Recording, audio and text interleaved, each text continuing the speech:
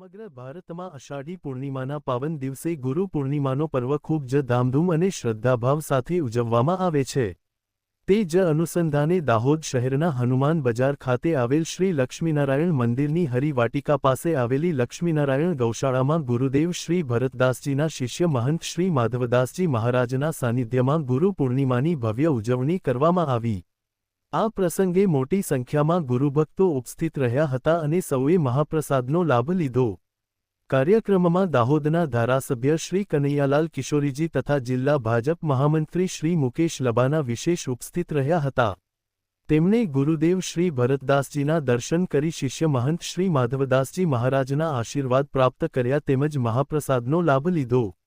કાર્યક્રમ દરમિયાન સમગ્ર વાતાવરણ ભક્તિમય બન્યું હતું અને ઉપસ્થિત તમામ ભક્તજનોએ ગુરુદેવના આશીર્વાદ મેળવી ગુરુ પૂર્ણિમાના પવિત્ર પર્વની ઉજવણી શ્રદ્ધા અને ઉત્સાહ સાથે કરી હતી।